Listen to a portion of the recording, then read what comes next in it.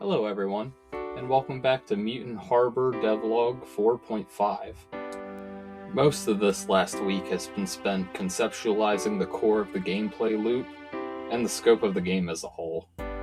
The game will consist of three main levels, that of which is the overworld, town interior, and the caverns. The overworld is what you've been watching being constructed over the past 4 devlogs. Now let us take a brief moment and look at the rough layout of the town interior. So heading into town, it's important to note that the inventory that the player has on the boat will be accessible, as those crafting components will be necessary to purchase upgrades along with the game's currency.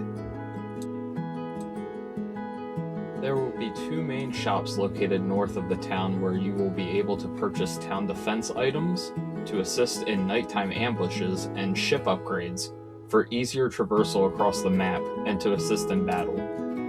As you wander throughout town, you will notice other NPCs going along their daily activities. Talking to them, they may give you advice that is either accurate or inaccurate, as well as new pieces of lore. And lastly, you may notice at the entrance to town there is a bulletin board. On that bulletin board, every single day, it will display what items at which shops are on discount to purchase, as well as what items have a higher sell price for that day. Now that we've covered all that I have to discuss about the town for the moment, let's take a look at the world map. So pardon my really crude illustration here, but you can see that the world map has 5 different biomes. Each different biome will have its own loot table for items that can be grabbed for crafting and selling, as well as unique enemies. In addition, each biome also has its own cavern entrance, however they all function essentially the same way. The only difference is going to be what tiles are used in the tile set to reflect the biome itself. And there you can see at the bottom of the page, essentially if you go too far from your spawn point, it'll create an enemy that is invincible and one-shots the player, so instead of having a boundary box that just halts your movement outside of the mainlands, you can keep going, but not for very long. Taking a look at the caverns, you can see my plans to create a procedurally generated dungeon. Essentially, there are 2 main ways to go about creating a PGD. Either you can create a random path for a certain distance and spawn rooms along the path, or you can create spawned rooms in first and connect them after.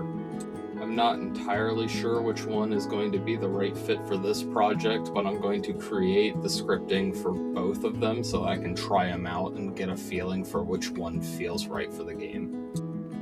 But essentially, after entering each and every room, the doors or the entryway that connects every room will be locked, and you'll have to defeat all the enemies that spawn in that room before they unlock. And then when your HP hits 0, you get kicked back to the overworld. You'll have a time advancement penalty as well as a cash penalty. It's important to note that while you're in the dungeon or in the interior of the town, for that matter, time does not advance. And assuming you are able to complete the dungeon, there is no restricted inventory like there is when you're in the overworld where you have to bring it back to the boat. It'll just automatically be put onto your boat's inventory upon completing the dungeon. And lastly, I just wanted to show off one of the early concepts for the fishing minigame that I had, so I can show you that not everything that I have created gets put into the game, or that my first pass at everything is going to be what I ultimately go with. It's all a learning process. So originally what I was going to do was essentially have a random value assigned to the hex color of the fish when it spawned, just to give it a little bit of more variety, so that each fish that you catch would, be a different color, be a little bit more interesting to look at when you pick it up, versus it just being the same static colored fish over and over and over again. However, when I went to go implement that, for whatever reason, regardless of what the hex value was, it would just come out black or white. Like there was no color, it was just like the alpha transparency would move and it would just be either solid black or solid white. So I didn't really understand why I was doing that. I ended up scrapping that mechanic, but yeah. In addition to that, the fishing minigame itself is going to be different. Essentially, once you had actually caught a bite on the fish, it was going to open up this figure 8 panel where the fish would essentially swim around in this figure 8, and the movement speed of the fish would fluctuate, as well as it would change direction randomly. And there would be other items that would be floating around in there, such as this bomb where if you hit it, as soon as it goes into the center circle there, into like the catch perimeter, it would be an instant fail and it would boot you back and you'd have to recast. There was also a catch bar, which was going to give the player a little bit of input about how many times they would have to hit the fish to catch it, and depending on like whether it was a small or a large fish, it was going to require more hits in that catch bar. Ended up completely scrapping it, mainly because I felt like the minigame was a little just too much like clicking just over and over and over and over again.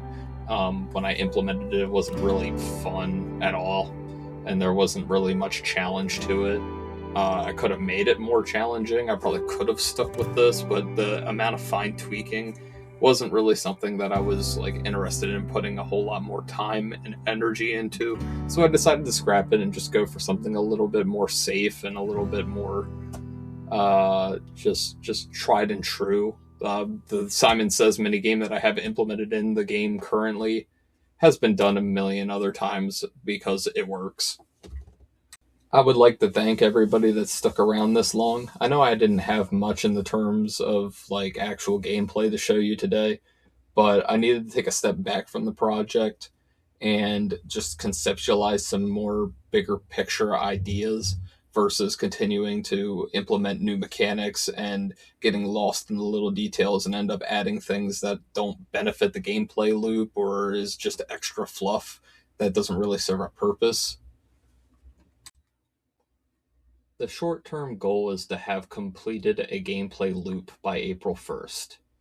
That will consist of finishing the town and being able to buy an upgrade and town defense item, completing the logic for the cavern dungeon, and creating a nighttime enemy to defend the town against. As always, feel free to leave any suggestions in the comments below this video. And until next time, I'm Avian Lotus, signing off.